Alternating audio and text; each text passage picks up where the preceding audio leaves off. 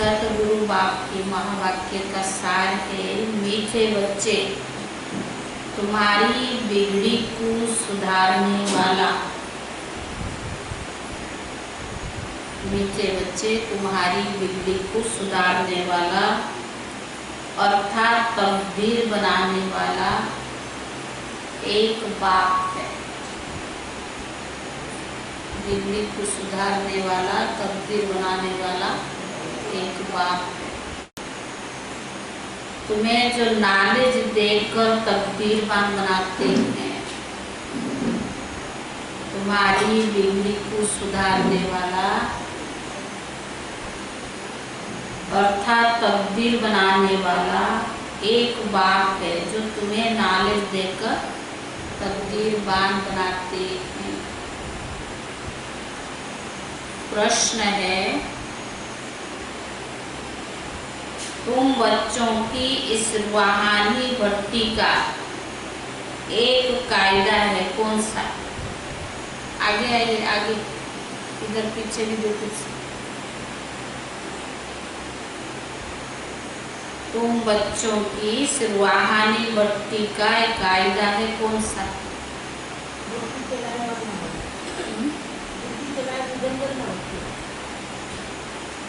और कौन सा?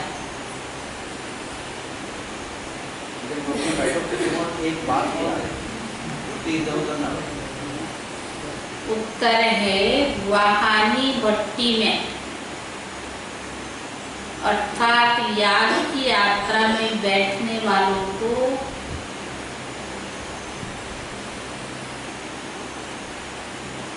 कभी भी इधर उधर के ख्याल नहीं चलाने हैं।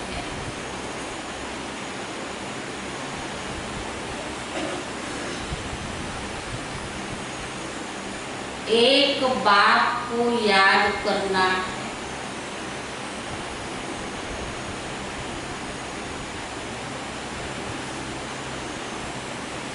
अगर बुद्धि इधर उधर भटकती है तो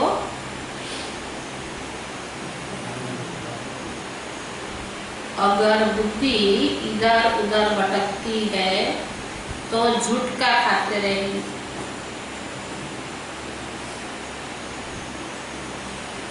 उबासी देंगे। इससे वायुमंडल खराब होता है।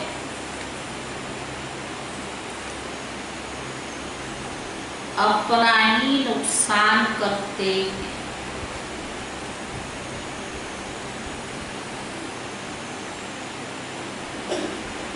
झुटका खाते रहेंगे, उबासी देंगे, इससे वायुमंडल खराब होता है। ये नुकसान अपना ही नुकसान करते हैं।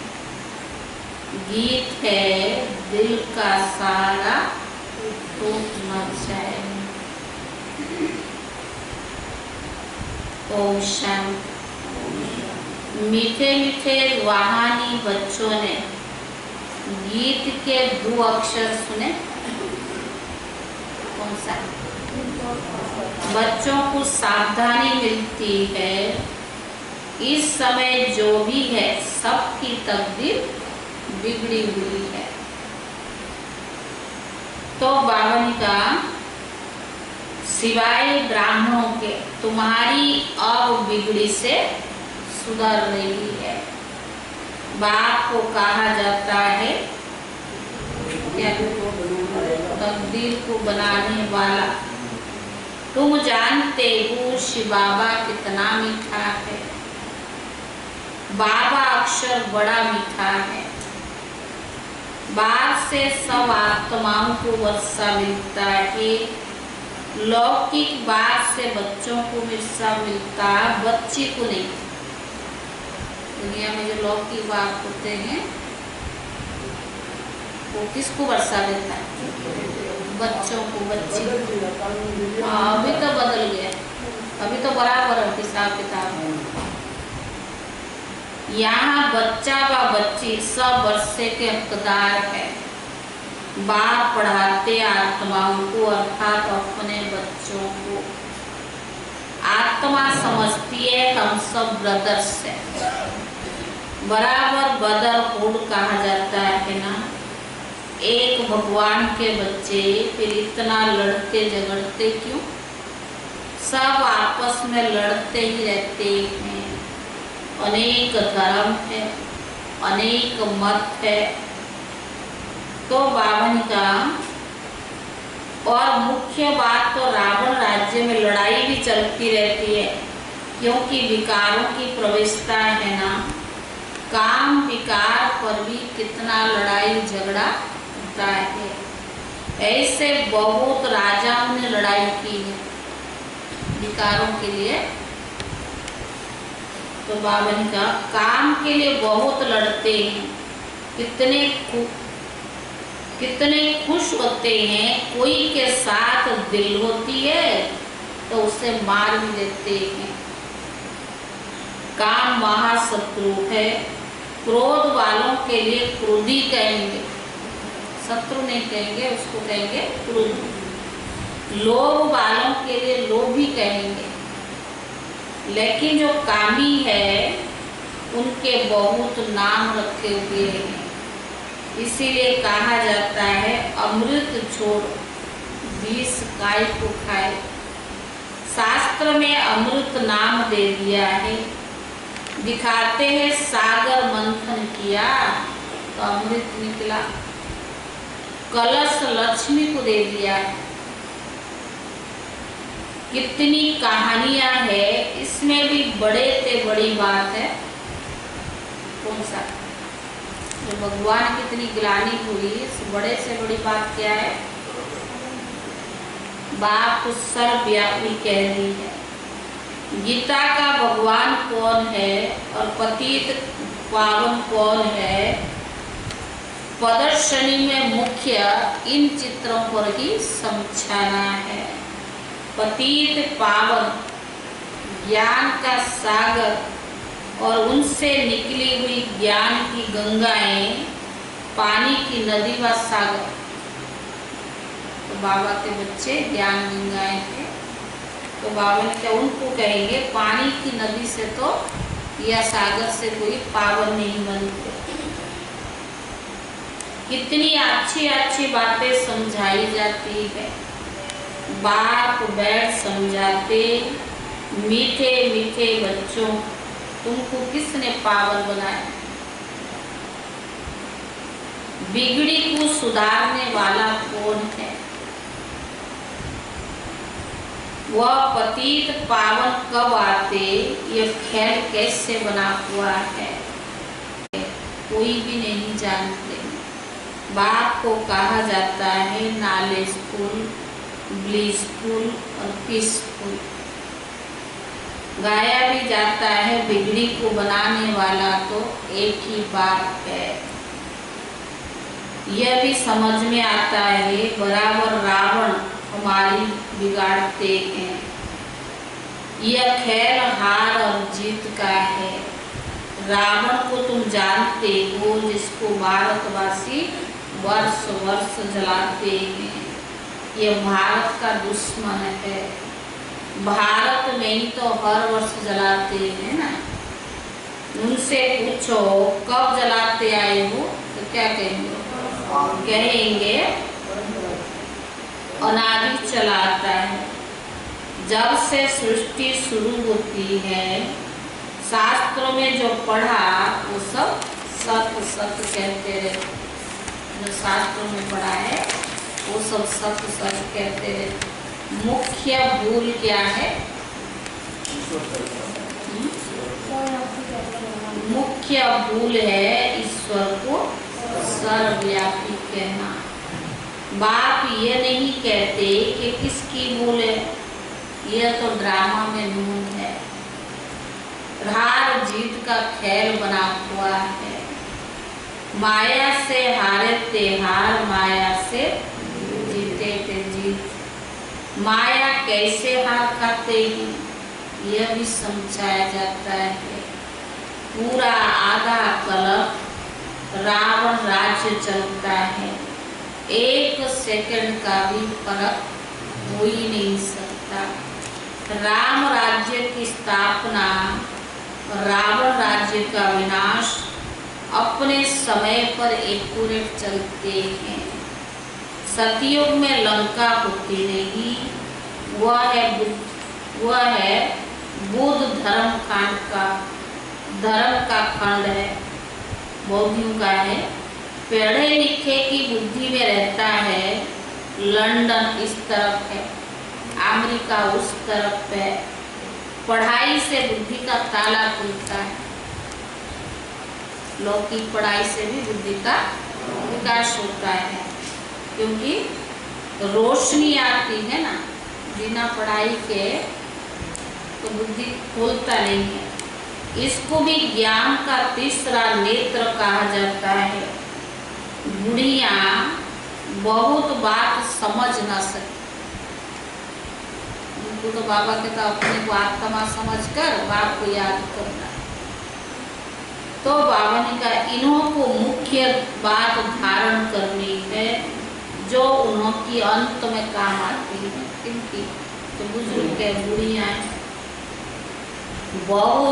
मनुष्य बहुत शास्त्र पढ़ते, पिछाड़ी में फिर एक अक्षर क्या कह देते, राम राम। ऐसे नहीं कहते कि शास्त्र सुनाओ, वेद सुनाओ, पिछाड़ी में कहेंगे कि राम को याद करो। जो जास्ती समय जिस चिंतन में रहते, अंत में भी वही याद आ जाता है। अभी विनाश सबका होना है, तुम जानते हो। सब किसको याद करेंगे? कोई कृष्ण को, कोई अपने गुरु को, कोई अपने देह के संबंधी को याद करेंगे। देह को याद किया माना खेल खलास, देह को याद किया तो खेल खलास। यहाँ तुमको एक बात समझाई जाती है कि अपने को आत्मा समझकर बाप को याद करो। चार्ट रखो, क्या चार्ट रखो? हम कितना समय बाबा को याद करते हैं, जितना याद करेंगे पावन बनते जाएंगे। ऐसे नहीं कि गंगा स्नान करने से पावन बनेंगे। आत्मा की बात है ना, आत्मा ही पतित और आत्मा ही पावन बनती है। बाबा ने समझाया आत्मा एक स्टार बिंदी मिसल है। तो बाबा ने कहा भ्रुकुटी के बीच में रहती है कि आत्मा स्टार अति सूक्ष्म है। तुम बच्चे इन बातों को समझ सकते हो। बाप कहते मैं कल्प के संगम युगे आता हूँ। उन्होंने फिर कल्प के अक्षर युगे युगे कह दिया। बाबा कल्प के संगम युग और मनुष्य क्या कहते, भगवान युगे युगे अवतार लेता है, हर युग में लेता है। मनुष्य ने उल्टा समझ लिया। मैंने कहा कि कल्प कल्प संगम युगे आता हूँ। घोर अंधियारा और घोर सुजरे का संगम पर है। बाकी युगे युगे आने की भी दरकार नहीं होती। सीढ़ी उतरते ही आते हैं। जब पूरे 84 जन्म की सीढ़ी उतरते तब बाप आते हैं। ये ज्ञान सारी दुनिया के लिए है। सन्यासी लोग कह देते कि इन्हों के चित्र सब कल्पना है, परंतु कल्पना की तो इसमें बात है नहीं। यह सब कुछ समझाया जाता है, नहीं तो मनुष्यों को कैसे पता पड़े। इसीलिए चित्र बनाए गए हैं। यह प्रदर्शनी देश देशांतर में ढेर होती रहेगी। बाप कहते तुम हो बहुत भारतवासी बच्चे है, तो सब बच्चे, लेकिन हम ब्रह्मा मुख वंशावली ब्राह्मण भारतवासी बच्चे। अनेक धर्मों का ये झाड़ है। बाप बैठ समझाते हैं, सब काम चिता पर बैठ जल मरे। सतयुग में जो पहले पहले आते हैं वही पहले पहले द्वापर से लेकर काम अग्नि में जलते हैं, इसलिए काले हो गए हैं। अभी सबकी सदगति पुनी है, तुम निमित्त बनते हो, तुम्हारी पिछाड़ी में सदगति होती है। बाप कितना सहज रीति समझाते हैं। कहते सिर्फ बाप को याद करो, आत्मा ने ही दुर्गति को पाया है। आत्मा पतित बनने से शरीर भी ऐसा ही मिलता है। आत्मा को पावन बनाने की युक्ति बाप बिल्कुल सहज बताते हैं। त्रिमूर्ति के चित्र में ब्रह्मा का चित्र देखकर मनुष्य हाय हाय मचा लेते हैं। इनको ब्रह्मा क्यों कहते हो? हमारे का ब्रह्मा से सूक्ष्म वतनवासी देवता यहाँ कहाँ से आया? ये दादा तो नामी ग्रामी था। अखबार में यह जगह पड़ा था। एक जौहरी कहता है कि मैं कृष्ण हूँ और हमको कितनी पटरानी 16,105 रानियाँ चाहिए। बड़ा हंगामा मच गया था। भगानी का है ना, अब एक एक से माथा कौन मारे। इतने मनुष्य ढेर हैं, आगू में भी कोई आते हैं तो इनको झट कहते हैं, अरे इनको तो तुम ब्रह्मा कुमारियों के पास जाते हो, वह तो जादू कर देती है। बाबा ने वो तो कहते हैं कि जादू कर देती है। वह बावन का स्त्री पुरुष को भाई बहन बना देती है। लंबी चौड़ी बात बताकर माथा खराब कर देते हैं। बाप कहते तुम मुझे ज्ञान का सागर वर्ल्ड ऑलमाइटी अथॉरिटी कहते हो। वर्ल्ड ऑलमाइटी अर्थात सर्वशक्तिवान है, सब वेद शास्त्र आदि को जानने वाले हैं। बड़े विद्वान को भी अथॉरिटी कहते हैं क्योंकि वे सब वेद शास्त्र आदि को पढ़ते पढ़ते फिर बनारस में जाकर टाइटल ले आते। वेद शास्त्र आदि पढ़ करके शास्त्र फिर अपने को टाइटल मिलता है। महापाध्या श्री 108 सरस्वती, यह सब टाइटल्स वहीं मिलते हैं। शास्त्र अध्ययन का एक बड़ा यूनिवर्सिटी है बनारस में, तो पढ़ करके वो लोग ये सब टाइटल बहुत होशियार होते हैं, उनको और बड़ा टाइटल भी मिलता है। तो बाबा ने कहा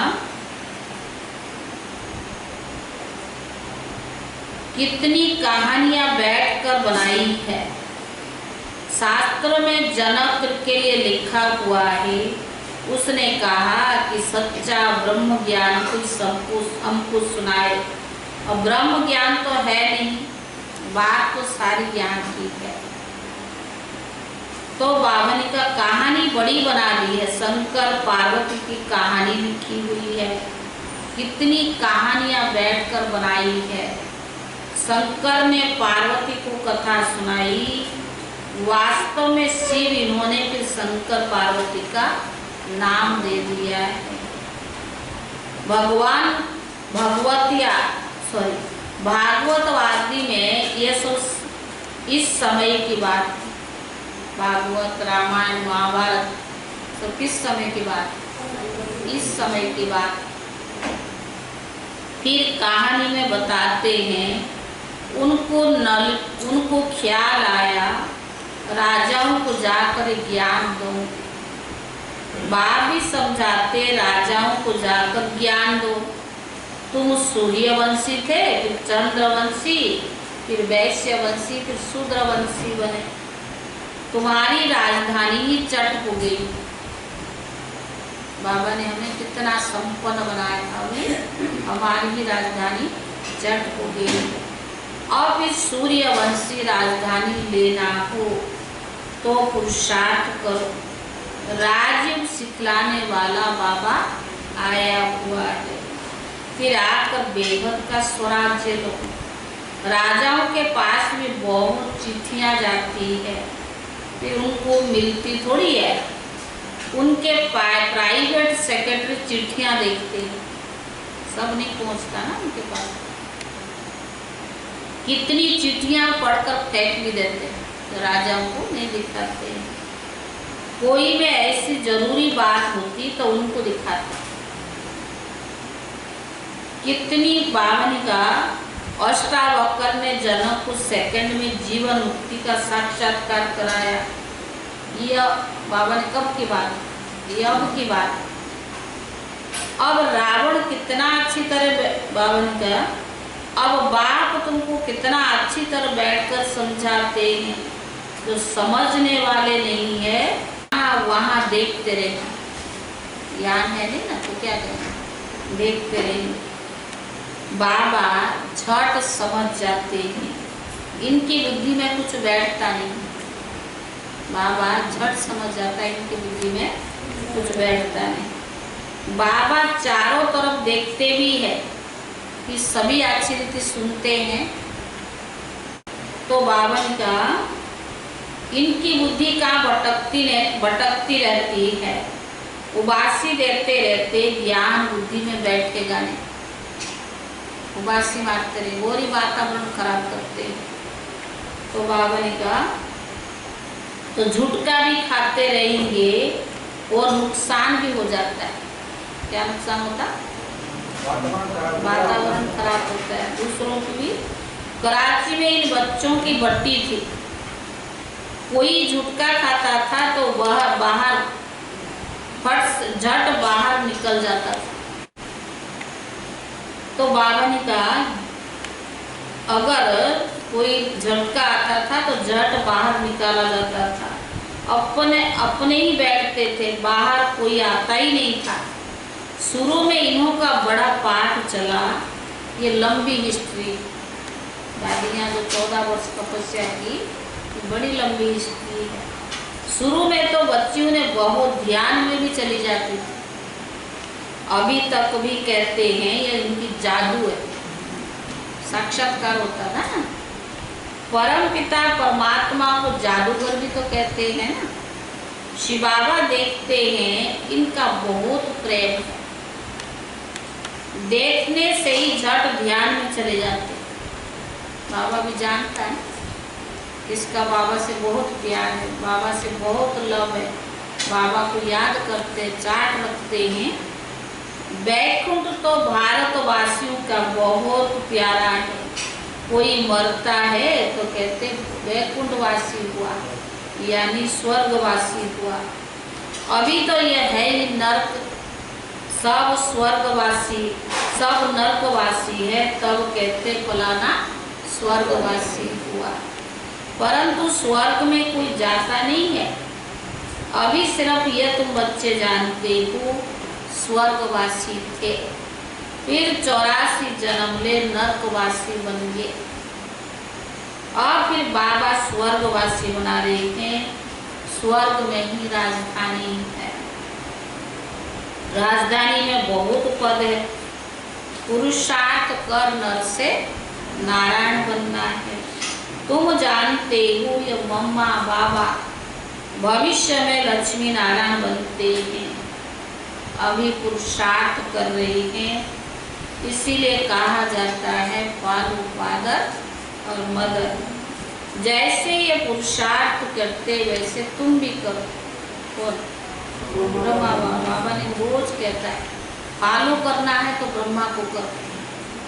तो गृहस्थी भी था और बुजुर्ग भी था, कैसे तपस्या करके मनुष्य से देवता यानी ऊंच पद को प्राप्त किया।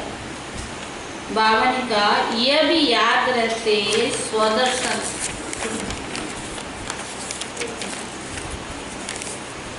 स्वदर्शन चक्रधारी बनते हैं। तुम बाबा को याद करो और वर्षे को याद करो। त्रिकालदर्शी बनो, तुमके सारे ज्ञान का सारे चक्कर का ज्ञान है, इनमें तत्पर रहो, औरों को भी समझाते रहो। इस सर्विस में ही लगे रहेंगे और कोई धंधा आदि याद नहीं पड़ेगा। अगर बाबा की याद में और इस सर्विस में रहेंगे तो और कोई धंधा आदि याद नहीं पड़ेगा। अच्छा मीठे मीठे सिकीले दे बच्चों प्रति माता पिता बाप दादा का याद प्यार और मॉर्निंग रूहानी बापी रूहानी बच्चों को नमस्ते। रूहानी बच्चों की तरफ से रूहानी बाप दादा को याद प्यार और नमस्ते। धारणा के लिए मुख्य सार पहला है, सतयुग में उच्च पद पाने के लिए माता पिता को पूरा पूरा फॉलो करना है। संगम युग में उच्च पद पाने के लिए माता पिता को पूरा पूरा फॉलो करना है, उनके समान पुरुषार्थ करना है, सेवा में तत्पर रहना है, एकाग्र हो पढ़ाई पढ़नी है, एकाग्र हो पढ़ाई पढ़नी है। दूसरा, याद का सच्चा सच्चा चार्ट रखना है, अपने को आत्मा समझ बाप को याद करना है।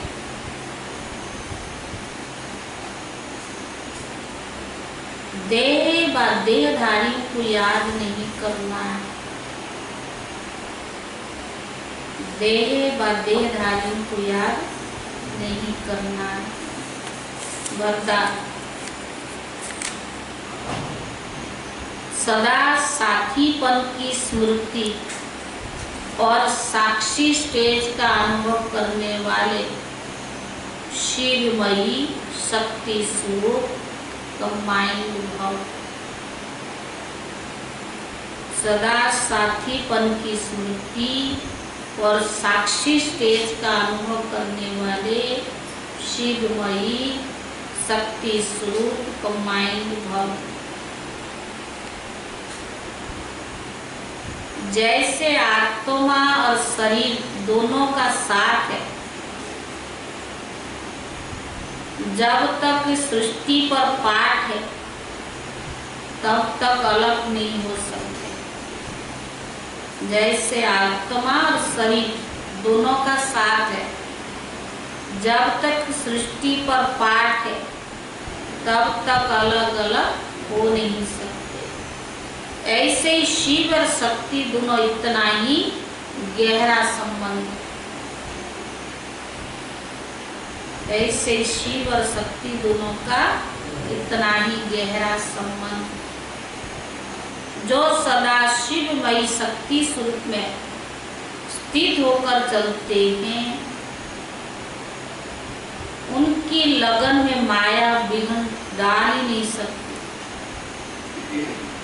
उनकी लगन में माया विघ्न डाल नहीं सकती। वे सदा साथीपन का और साक्षी स्टेज का अनुभव करते हैं।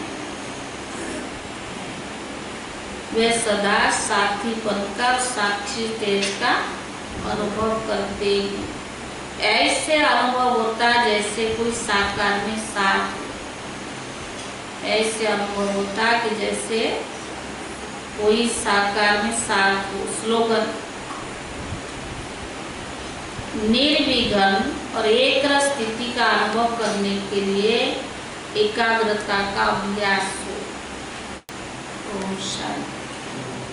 कईयों को पता नहीं है हमारी